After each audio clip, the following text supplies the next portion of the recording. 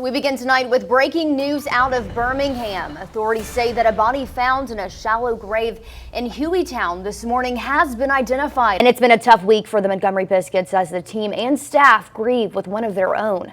Pitcher Blake Bivens lost his wife, child, and mother-in-law in a triple homicide in Southern Virginia earlier this week. The team held a press conference today about that tragedy. The shooting claimed the life of one person just before noon today, injuring two others. Montgomery now has 42 murders in the books so far this year. Reporter Jerome Jones is live from the Montgomery Police Department with the latest in tonight's big story. In Macon County, crews spent most of the afternoon putting out a large house fire that started early this morning on County Road 42. $200 million in deferred maintenance. That's just the estimate for Montgomery Public Schools, but one board member says that number could actually be higher. And changes may be on the horizon for the state school board.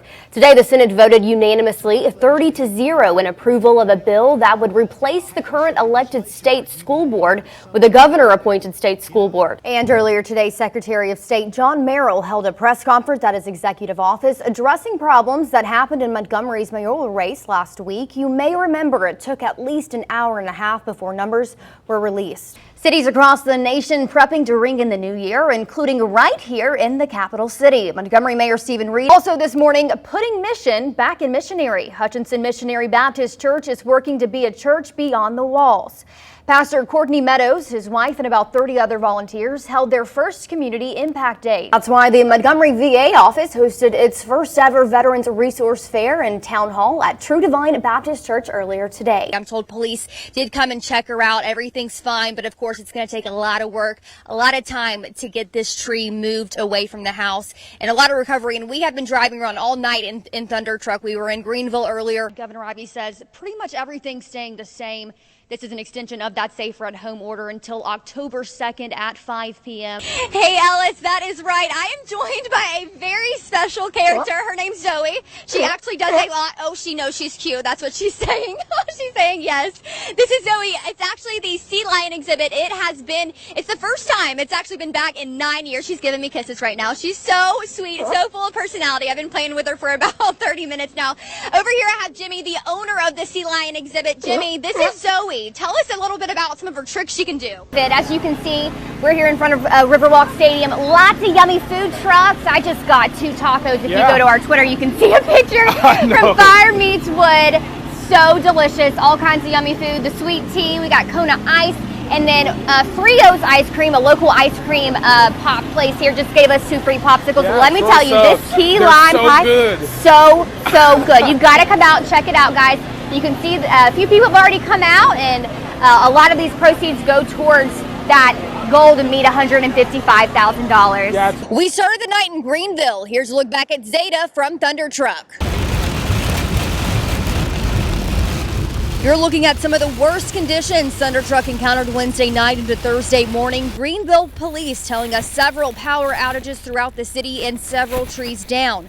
I talked with Butler County EMA, who says no major damage as of midnight. This tree falling right in front of Thunder Truck on Bradley Drive just 30 seconds before you could see the house it fell on. If it would have gone the other way, the front porch would be gone, and it probably would have fell on the bedroom I was in. Caitlin Shoemate was woken up at 1:30 Thursday morning after this tree fell on her neighbor's house. They were able to get to her front porch, so she is okay, but she is stuck in there, so I'm not sure when we're going to be able to get her out, but she's A-okay as far as we've heard. He said that the front porch is completely destroyed. They had a hard time getting her door open to even get her to come to the door, so they're going to have to completely remove the tree to even get to that front access of the house. As you can see, a very busy night on the roads for Thunder Truck. I'm Samantha Williams for Alabama News Network. $469,000 granted to Macon County schools. I talked with school officials who tell me just what this means for the rural community. Remote learning, a challenge schools, students, and families nationwide have had to adjust to as the new norm. But now, thanks to a USDA grant, things just got a bit savvier for Macon County. Because we are a rural county, it made us eligible. We scored higher, and we're not only rural, we're poor county. We scored higher than the counties around us.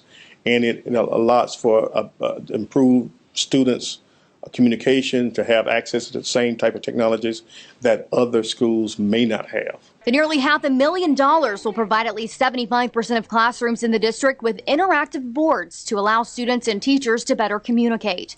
The 75-inch boards will have cameras on top, giving teachers more flexibility to move around in the classroom. There is a way that the teachers can show the students some type of activity while they're apart or while they're still can see each other.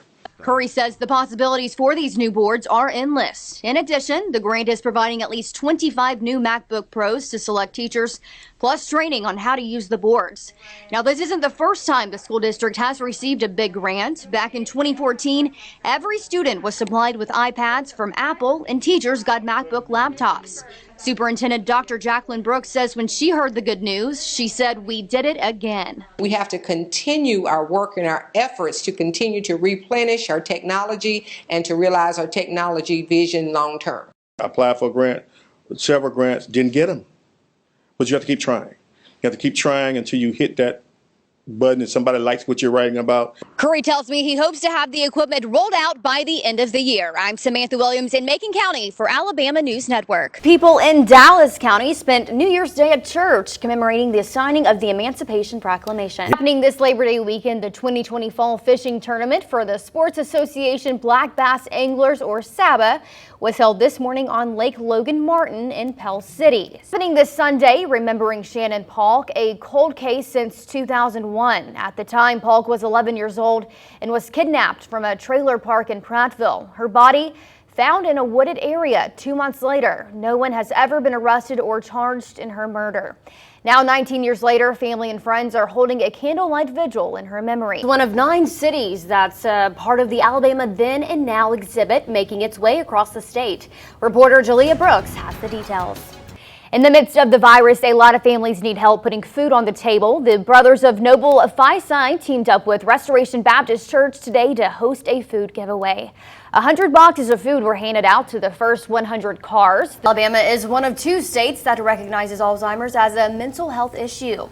Senate Finance and Taxation General Fund Chairman Greg Albrighton is introducing legislation that will move Alzheimer's disease and dementia to the Alabama Department of Public Health. This morning, Governor Kay Ivey and state tourism officials gave an update on the state's tourism numbers that show a big boost in Montgomery. Many people still saying their final goodbyes and hoping for a more permanent tribute to Big John. Begin with honoring the life of Montgomery Police Department Detective Tanisha Pewsley. Tonight, the community came together for a vigil after she was killed earlier this week. Alabama News Network's photojournalist Jamie Johnston shares how her family in blue and family in life remember Officer P. It is tonight's big story. We want to warn you, some of the incidents he describes can be disturbing. LSSQ introduces us to this week's soldier who knows the price of freedom. Cities across the nation prepping to ring in the new year, including right here in the capital city. Montgomery Mayor Stephen Reed and Police Chief Ernest Finley held a press conference. Morning, hundreds of people came out to Blount Cultural Park to start moving. Mayor Stephen Reed's wife, Tamika Reed, hosted Move Montgomery Health and Wellness.